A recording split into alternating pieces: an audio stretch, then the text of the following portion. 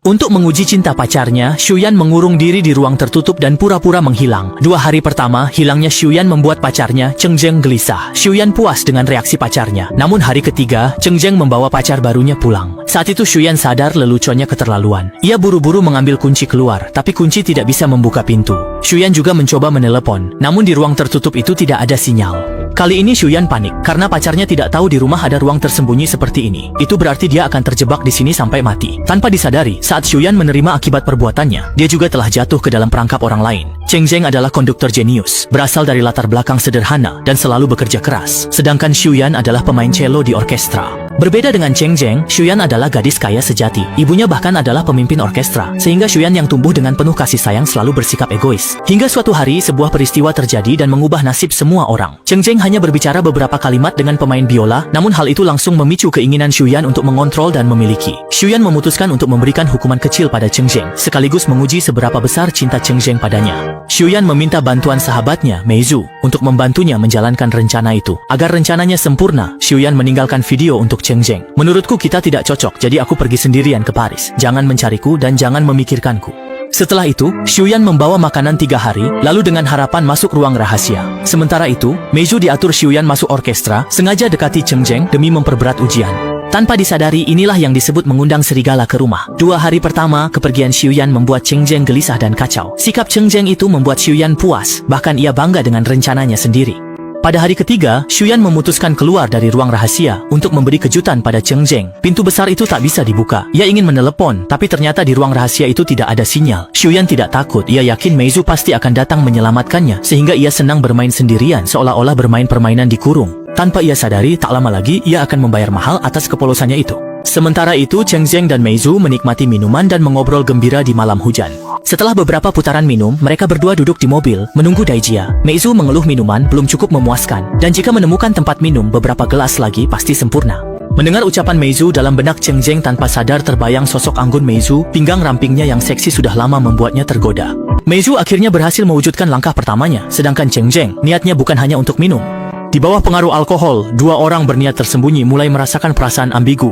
Namun, Mei Zhu justru berjalan ke depan cermin. Shuyan polos mengira Mei Zhu datang menyelamatkannya. Namun melihat senyum jahat Mei Zhu, ia langsung menyadari ada yang tidak beres, dan Mei Zhu sepenuhnya menunjukkan taringnya. Ternyata, hubungan cinta melampaui batas gender antara Shuyan dan Mei Zhu masih terjaga. Namun, suatu hari Shuyan mengajukan perpisahan, karena dia akan menikah dengan Cheng Zheng dan menjalani kehidupan normal. Keputusan tegas Shuyan membuat Mei Zhu sangat terpukul, dan benih kebencian tertanam dalam hatinya. Shuyan akhirnya menyadari dirinya terjebak perangkap Mei Zhu, namun semuanya terlambat. Melihat momen penuh kasih antara Cheng Zheng dan Mei Zhu, yang tersisa hanyalah kemarahan dan penyesalan. Keesokan paginya, Mei Zhu kembali berdiri di depan cermin. Shuyan masih menipu dirinya, berpikir Mei Zhu akan berubah pikiran demi kenangan masa lalu mereka. Namun kata-kata Mei Zhu selanjutnya langsung membuatnya terjerumus ke dalam keputusasaan lebih dalam. Dalam keputusasaan, Shuyan pingsan dan kebingungan, tetapi dia tak sengaja memutar saklar, dan teriakan terdengar dari kamar mandi. Ternyata saklar yang baru saja diputar Suyun mengendalikan air panas di kamar mandi, yang juga memberinya harapan melarikan diri dari ruang rahasia itu. Namun ibu mertua lebih dulu menyadari ada yang tak beres. Setelah menonton ulang video yang ditinggalkan Shuyan, ibu mertua menemukan bahwa saat Shuyan merekam video itu, ternyata ada orang lain di rumah. Ketika Cheng Zheng melihat gelang di tangan, ia teringat bahwa Mei Zhu juga memiliki gelang yang sama. Namun, ia tidak memberitahu ibu mertuanya tentang penemuan ini, buru-buru mencari Mei Zhu, dan saat Mei Zhu mencuci buah, diam-diam ia membuka ponsel Mei Zhu. Foto mesra Mei Zhu dan Shuyan di layar membuat Cheng Zheng yakin bahwa orang di cermin itu adalah Mei Zhu. Pada saat yang sama, ia juga menyadari bahwa kedekatan Mei Zhu dengannya hanyalah sebuah konspirasi, dan ia pun menebak adanya hubungan khusus antara Shuyan dan Mei Zhu, sehingga ia mengutarakan dugaan di hatinya.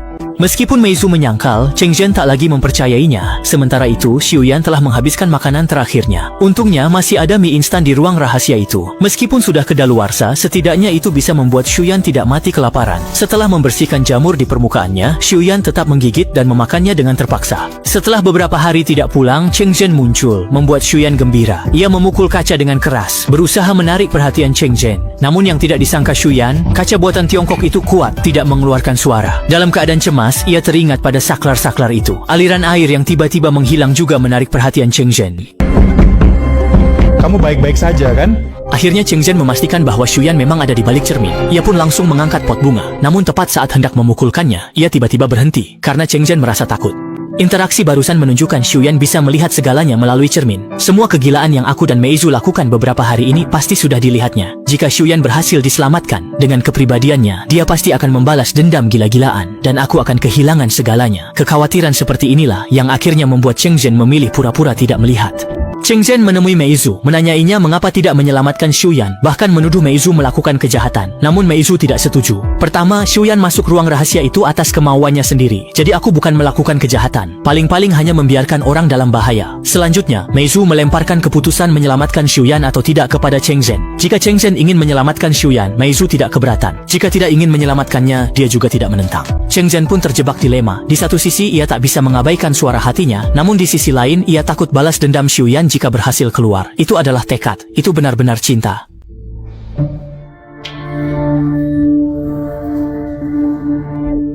Tepat saat Cheng Zhen masih ragu-ragu, kata-kata ibu mertuanya membuatnya benar-benar mengambil keputusan. Ibu mertua berkata Xiuyan pergi karena tidak menyukaimu, dan sebagai ibunya aku masih terus memanfaatkanmu. Dengan begitu Xiuyan semakin tidak akan kembali, jadi aku harus mempertimbangkan bagaimana menangani hubunganku denganmu. Perkataan ibu mertua itu tanpa ragu memperberat kematian Xiuyan, dan juga membuat Cheng Zhen tidak lagi merasa bersalah. Paling parah hanya akan dicap sebagai orang yang membiarkan orang lain mati tanpa menolong. Namun pesan tiba-tiba membuat Cheng Zhen benar-benar tidak siap. Pesan itu dikirim Xiuyan hanya berisi dua kata, ini aku.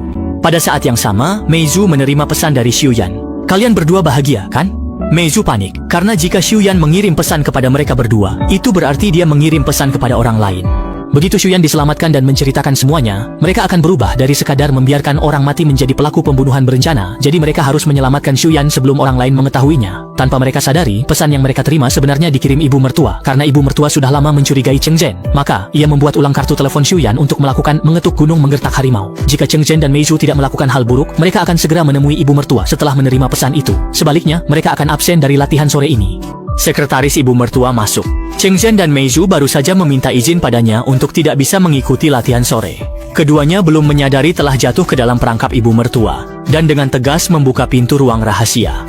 Sebuah bau busuk yang menyengat langsung menyeruak, dan Suyon pun sudah jatuh pingsan. Meizu mencoba memanggil Suyon. Tak lama kemudian Suyon akhirnya memberikan respons. Suyon masih hidup, membuat hati Cheng Zhen yang tadinya cemas menjadi tenang. Meizu justru menyesal. Ia membujuk Cheng Zhen tinggalkan Suyon dan keluar dari ruang rahasia. Namun Cheng Zhen sudah kehilangan minat dan kesabaran pada Meizu. Ia membanting Meizu ke dinding. Cheng Zhen cepat membantu Suyon berdiri, mengabaikan Meizu yang merintih kesakitan. Hal pertama yang ingin dilakukan Suyon setelah bebas adalah membalas dendam.